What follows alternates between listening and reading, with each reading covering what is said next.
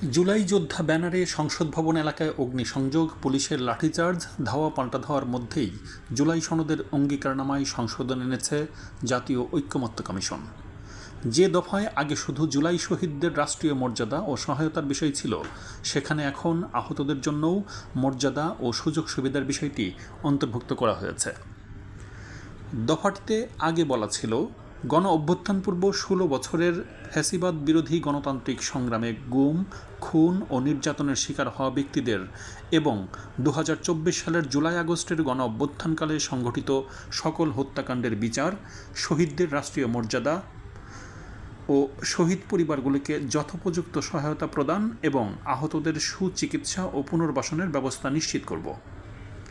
সংশোধিত দফায় বলা হচ্ছে, গণ অভ্যুত্থান পূর্ব বাংলাদেশে 16 বছরের আওয়ামী ফ্যাসিবাদ বিরোধী গণতান্ত্রিক সংগ্রামে গুম, খুন ও নির্যাতনের শিকার হওয়া ব্যক্তিদের এবং 2024 সালের জুলাই আগস্ট গণ অভ্যুত্থানকালে ফ্যাসিস্ট আওয়ামী লীগ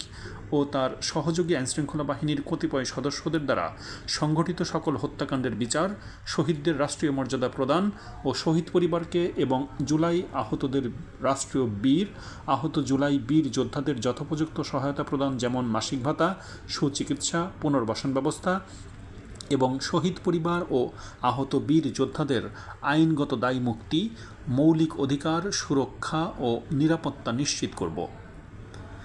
বিক্ষোভকারীদের উদ্দেশ্যে ক্ষমা চেয়ে ঐকমত্য কমিশনের সহসভাপতি অধ্যাপক আলী রিয়াজ বলেছেন, আজ আপনাদের এভাবে দেখা করতে হচ্ছে, সেটা আমাদের জন্য শুধু লজ্জা, ক্ষোভের ও দুঃখের বিষয় না,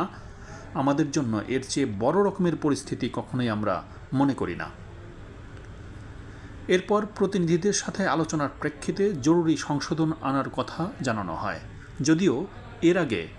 জাতীয় ঐকমত্য কমিশনের সহসভাপতি অধ্যাপক আলী রিয়াজ জানিয়েছিলেন, রাজনৈতিক দলগুলোর সঙ্গে দীর্ঘ আলাপ আলোচনার পর জুলাই সনদের যে খসড়া চূড়ান্ত করা হয়েছে, স্বাক্ষর অনুষ্ঠানের পর সেটির আর সংশোধনের সুযোগ থাকবে না।